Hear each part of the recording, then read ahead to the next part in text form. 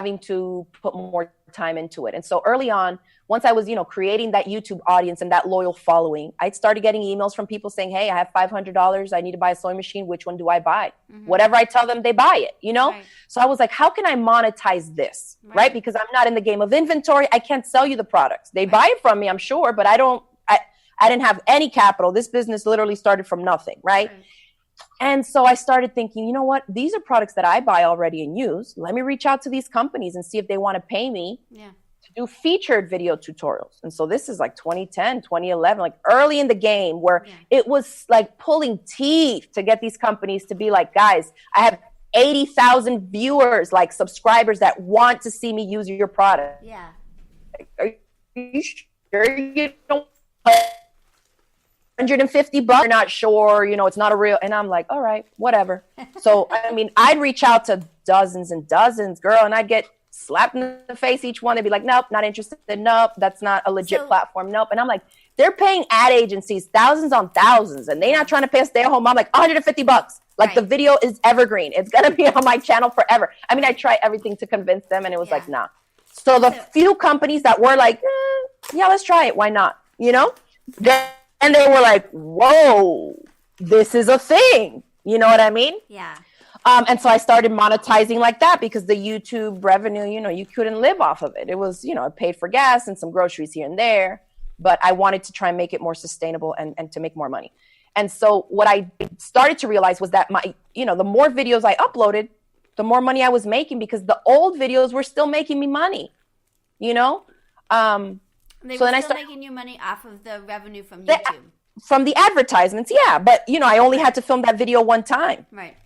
So then I started thinking, okay, well, what can I bring the people that they will buy directly from me, right? That it's not like a fraction of a random cost or like a royalty or nothing. It was like direct to consumer. Right. So I came up with a little like pillowcase dress pattern because this was super popular in my in-person classes. I thought, well, let me do a PDF pattern, right? Because again, I have no money. I'm not going to be printing and shipping. I don't have time. I don't have money for any of that.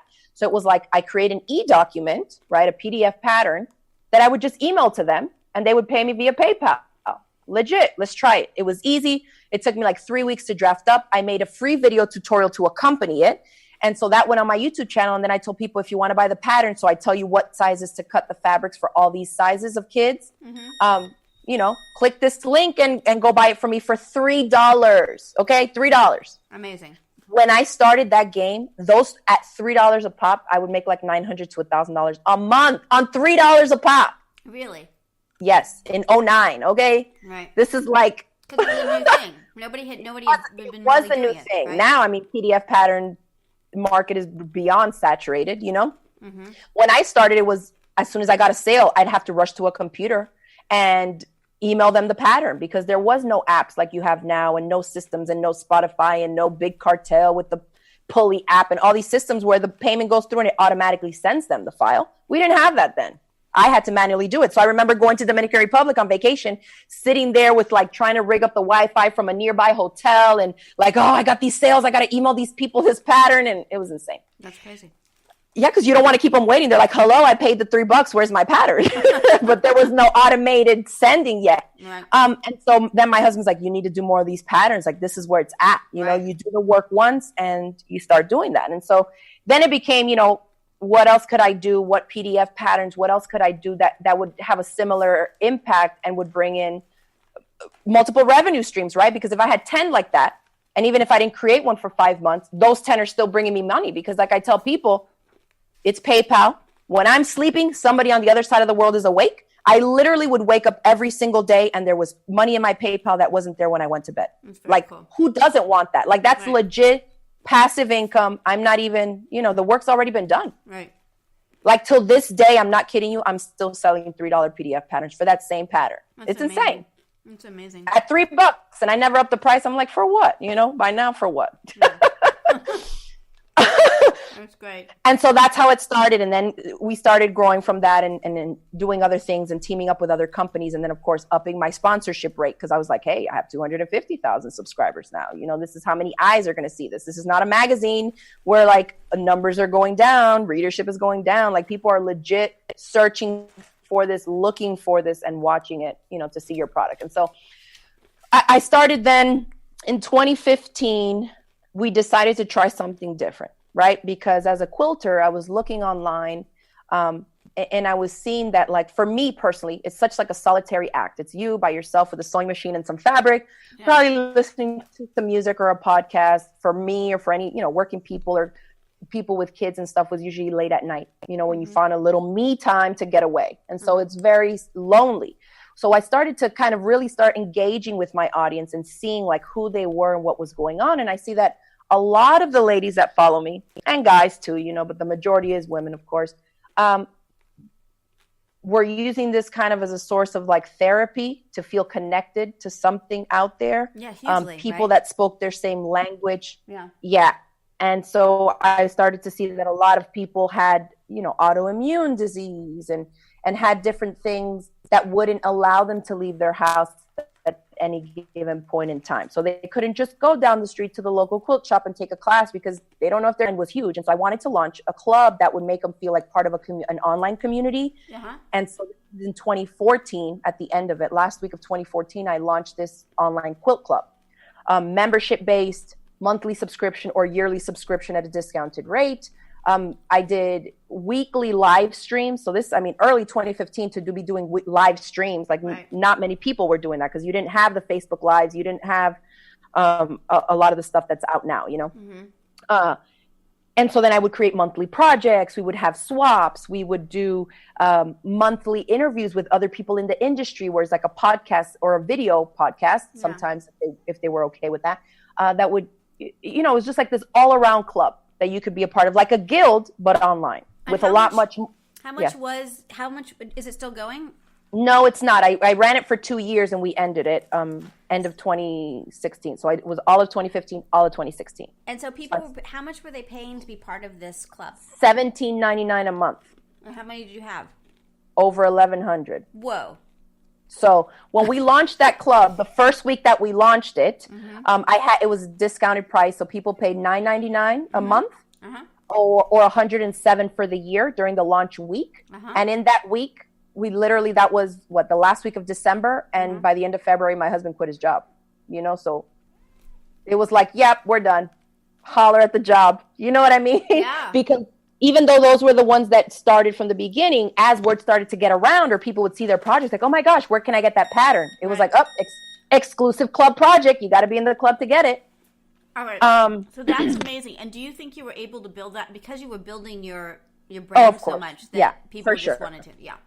Yeah, because you can only do so much online on YouTube for free, right? So people that were already loyal followers and loved my teaching style, it wasn't a hard sell. I didn't have to convince them like, my projects will be great. The instructions will be easy to follow. They already knew me.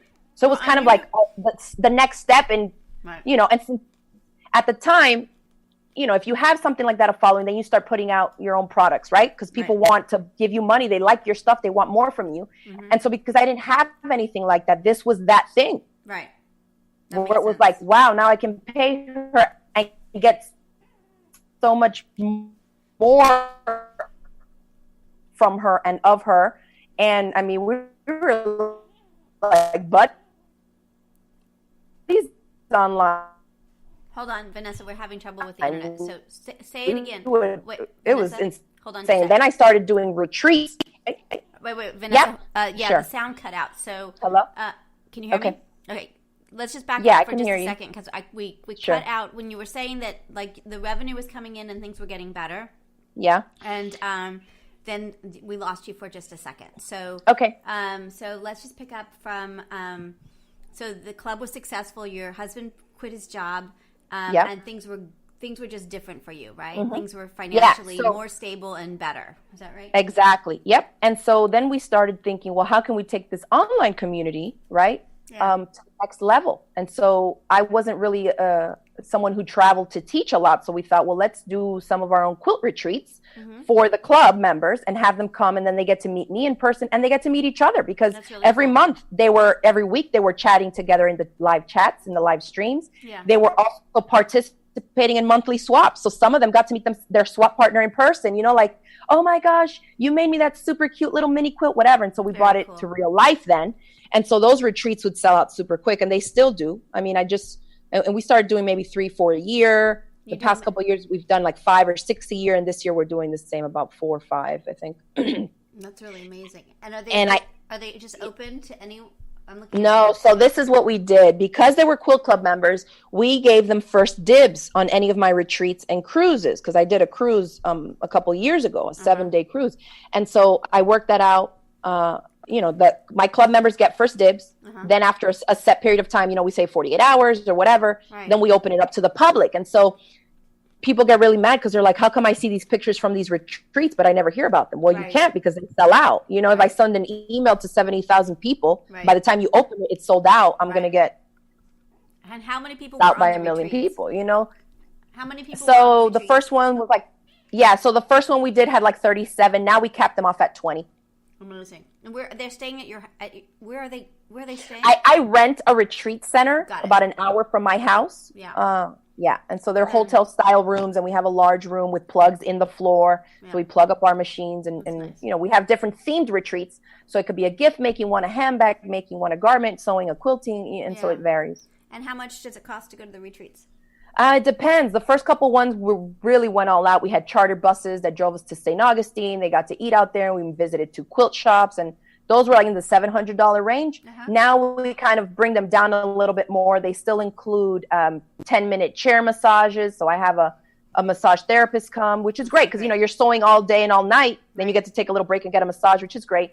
All the meals are included, the rooms, you got goodie bags and all that, and they're in the $475 range, $500 around there. So now that you've stopped the quilting club, will you still have the strategy of giving them first dibs on it, or what's your strategy? I do. I still continue to do it, because those are the hardcore, those are your people. Yeah, so I still do it. So they right now they're all trying to schedule up together to see who's coming to what, even though the rest of the public has no idea what the dates are. But I give it to them a week early before I open it up for them, because they sell out. Like the retreat we just had this past August sold out in less than 15 minutes. Oh my gosh. Just with the first dibs people. So imagine, I can't put that public, That's insane. That's amazing. It is. I know. The cruise that I did, we had Tell me about the cruise, because I'm really curious. I'm totally interested in the quilting vacation, but basically cruises, there's so many quilting cruises. So I'm curious tell me about that. You there? Oh, we lost you again. Okay, so we had a little internet trouble. We switched formats to another way to finish out the interview, and we have a part 2 tomorrow about her life as an entrepreneur. It is so cool. So come back, listen to part 2, and that's it for today. So this is Elizabeth Townsend-Gard. You've been listening to Just Wanna Quilt, a research podcast coming out of Tulane University Law School. We want to hear from you. Join our army, our quilting army. Go to our Facebook page. Suggest people to be interviewed. Suggest yourself to be interviewed. We are excited to hear from you. But most importantly, I hope you get a chance to quilt today.